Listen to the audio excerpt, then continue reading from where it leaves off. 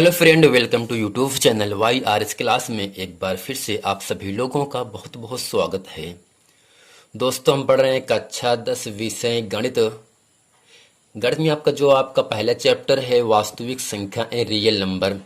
इसमें जो आपका प्रश्नावली 1A है, इसमें मैंने प्रश्न नंबर 7 तक इसके पहले के वीडियो में अच्छे तरीके से बता दिए हैं। यदि आपने अभी तक प्रश्न नंबर 6 तक वह वीडियो नहीं देखे हैं तो नीचे लिंक दी है, आप जाकर वहां उस वीडियो को देख सकते हैं। तो आगे चलते हैं दोस्तों, प्रश्न नंबर 7 पढ़ते। प्रश्न नंबर 7 आपके सामने कह रहा है, दर्शाइए कि कोई भी धनात्मक विषम पूर्णांक नहीं दिया है ना, तो हमें ए मानना पड़ेगा। विषम पूर्णांक 6q+1, 6q+3 या 6q+5 के रूप का होता है, जहां q कोई पूर्णांक है। अब पूर्णांक किसे कहते हैं? शून्य सहित तमाम धनात्मक और ऋणात्मक संख्याओं के समूह को पूर्णांक कहते हैं। पूर्णांक दो प्रकार के होते हैं, धनात्मक पूर्णांक और ऋणात्मक पूर्णांक। धन संख्याओं को धन पूर्णांक कहा जाता है, जबकि ऋण संख्याओं को ऋण पूर्णांक कहा जाता है। चलते हैं दोस्तों, बगैर कुछ देर किए प्रश्न नंबर 7 अच्छे तरीके से हम हल करते हैं। तो दोस्तों, इसमें लिखेंगे माना धनात्मक विषम पूर्णांक क्या है आपका? ए है। तो यहां से लिखेंगे माना धनात्मक पूर्णांक ए है ना दोस्तों। और आपको सिद्ध क्या करना है? धनात्मक विषम पूर्णांक 6q+3 इतने इतने के रूप का होता है। तो नीचे लिखेंगे सिद्ध करना है धनात्मक विषम पूर्णांक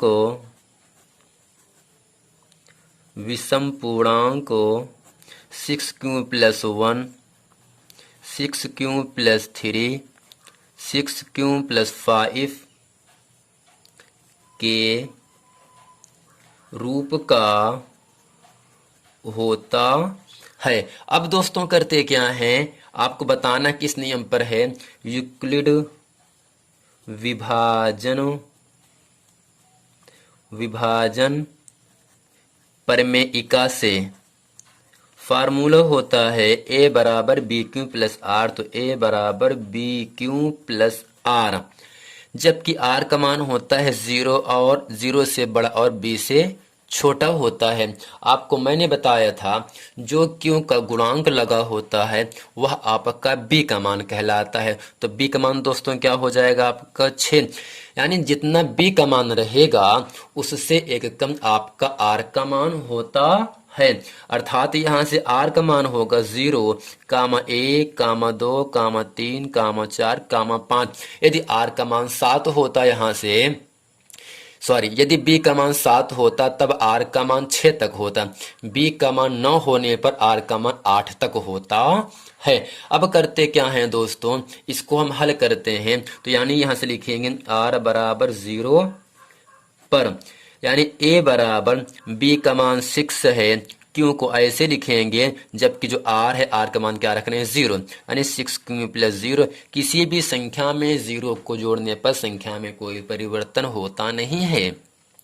अर्थात आपको क्या मिलेगा 6q। क्यों क्या है? कोई पूर्णांक है। जब Q का मान 1 रखेंगे 6 × 9 6, Q का मान 2 6 दूनी 12, Q का मान 3 6 3 18, यानी 6q में हम चाहे जो मान रख रहे हैं एक आपकी सम पूर्णांक प्राप्त हो रहा है। तो नीचे लिखेंगे यहां से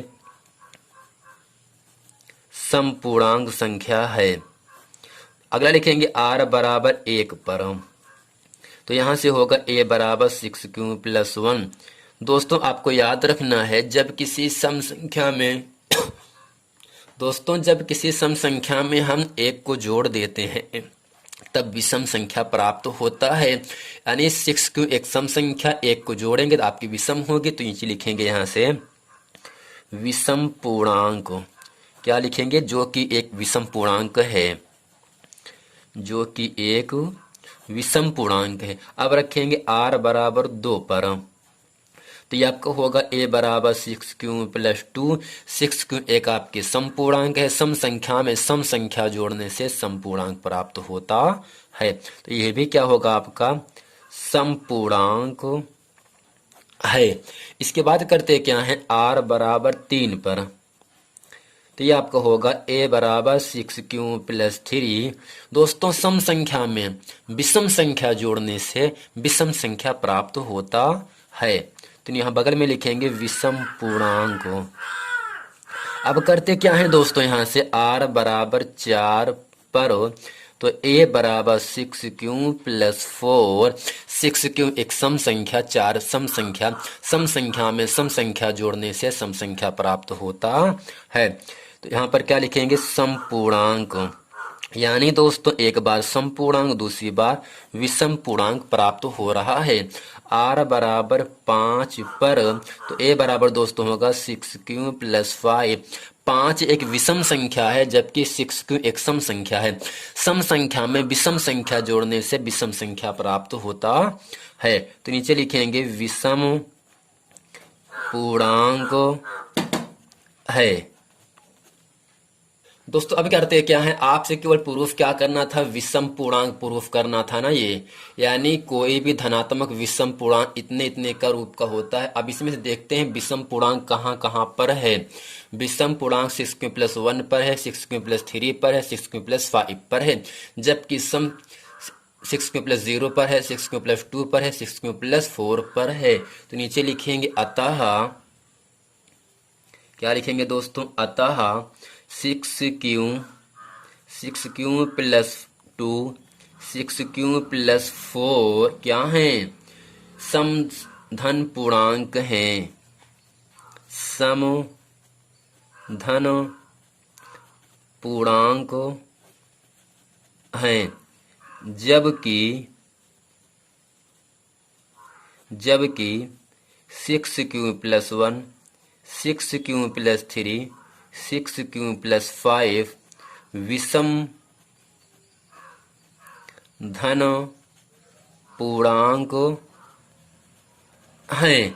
ये दोस्तों इस प्रश्न का उत्तर हो जाता है। इसमें केवल आपसे विषम की बात कह रहा था, विषम कहाँ कहाँ पर है, 6q प्लस 1 पर है, 6q प्लस 3 पर है, 6q प्लस 5 पर है, यही विषम पूर्णांक आपका हो जाता है। यही दोस्तों इस प्रश्न का उत्तर हो जाता है। चलते हैं दोस्तों प्रश्न नंबर 8 पढ़ते हैं। दोस्तों प्रश्न नंबर 8 आपके सामने कह रहा है, किसी परेड में 616 सदस्यों वाली एक सेना की टुकड़ी को 32 सदस्यों वाले एक आर्मी बैंड के पीछे मार्च करना है, घूमना है। दोनों समूहों को समान संख्या वाले स्तंभों में मार्च करना है। उन स्तंभों की अधिकतम संख्या क्या है। अधिकतम कहे तो हम इन्हीं दोनों टुकड़ियों को मासा निकालना पड़ता है, अगर न्यूनतम कहता तब हम इन दोनों संख्याओं का लासा निकालते जिसमें वे मार्च कर सकते हैं।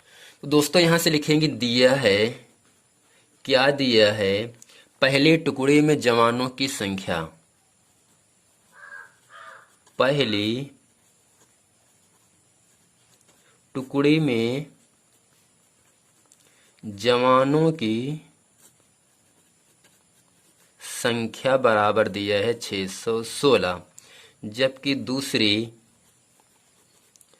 टुकड़ी में जवानों की संख्या दिया है 32। अब आपको ये याद रखना है, अधिकतम संख्या ज्ञात करने के लिए हम इन दोनों संख्याओं का HCF निकालते हैं। क्या निकालेंगे दोस्तों, HCF, चूंकि स्तंभों की अधिकतम संख्या ज्ञात करने के लिए ये चीजें आपको याद रखनी है। स्तंभों की अधिकतम संख्या ज्ञात करने के लिए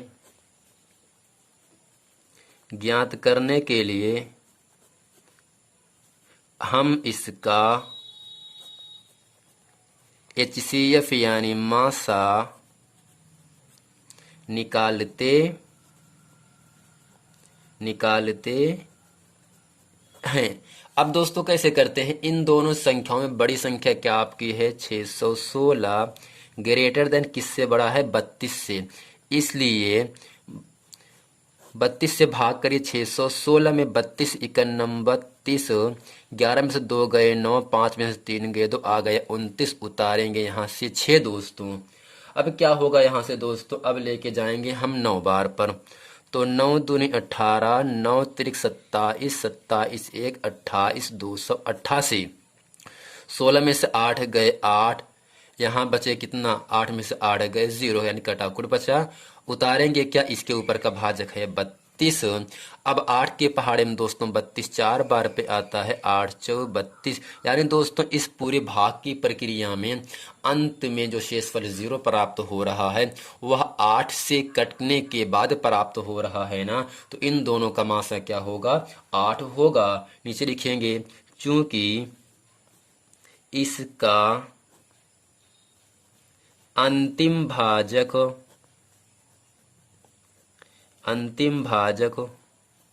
8 है, इसलिए 616 व 32 का HCF 8 होगा। अतः स्तंभों की अधिकतम संख्या 8 होगी। अतः स्तंभों की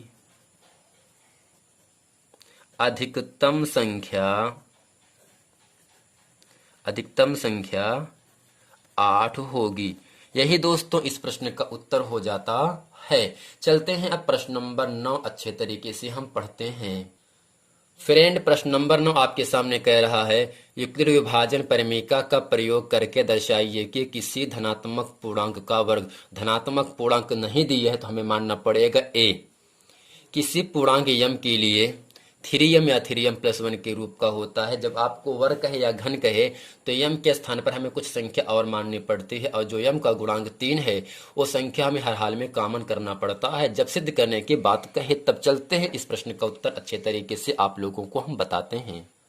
दोस्तों इसके उत्तर में हम लिखेंगे, इसके हल में लिखेंगे, माना धनात्मक पूर्णांक ए है, माना धनात्मक, बहुत अच्छा प्रश्न है, धनात्मक पूर्णांक ए है और सिद्ध करना है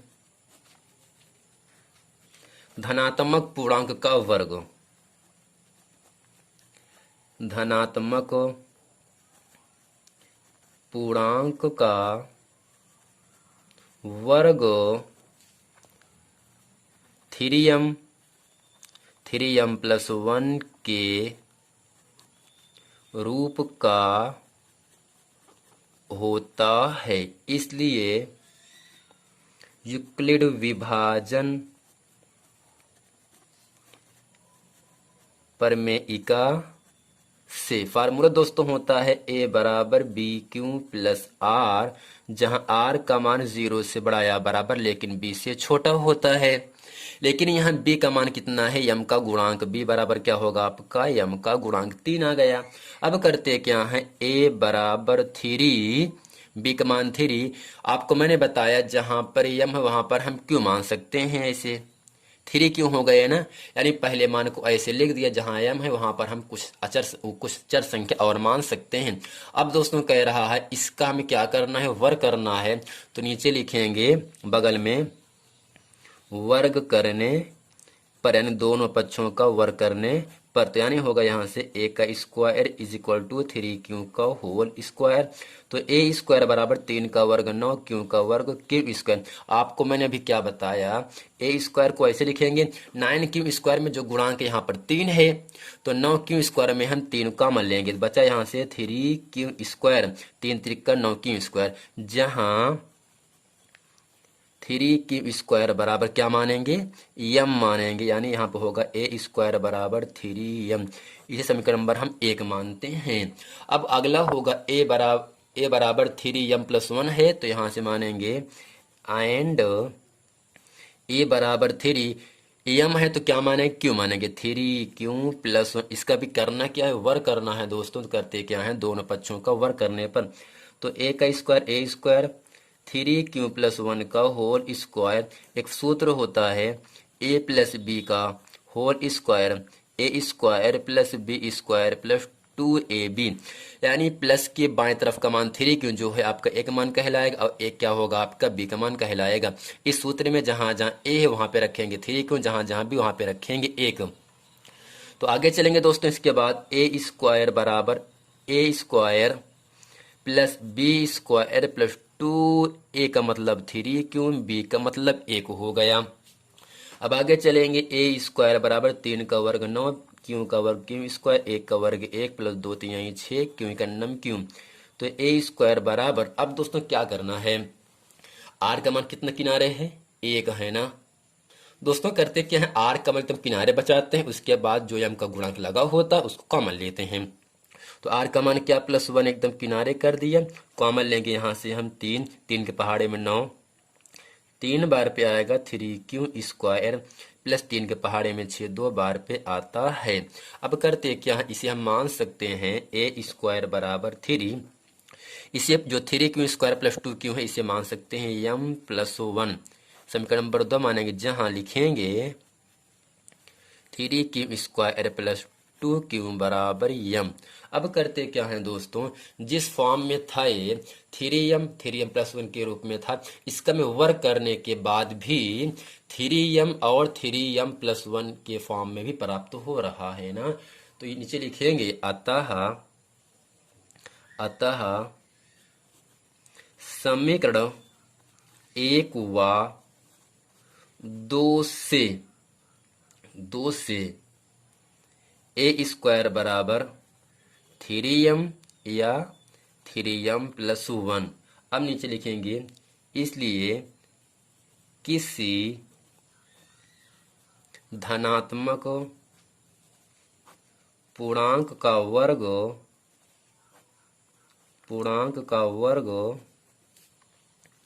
3m+1 के रूप का होता है। यही दोस्तों इस प्रश्न का उत्तर हो जाता है। दोस्तों उम्मीद करते हैं ये पूरा प्रश्न वीडियो आप लोगों को बहुत अच्छे तरीके समझ में आ गया होगा। यदि ये वीडियो आप लोगों को समझ में आ गया तो वीडियो को लाइक करें, कमेंट करें, शेयर करना ना भूलें अपने दोस्तों में। मिलते हैं दोस्तों इसके नेक्स्ट वीडियो में, तब तक के लिए थैंक यू। और हम ये उम्मीद करते हैं आप इस वीडियो को अंत तक ज़रूर देखेंगे, ताकि इस वीडियो में हम जितना प्रश्न आप लोगों को अच्छे तरीके से बताए हैं वो सभी प्रश्न आप लोगों को अच्छे तरीके से समझ में आ जाए।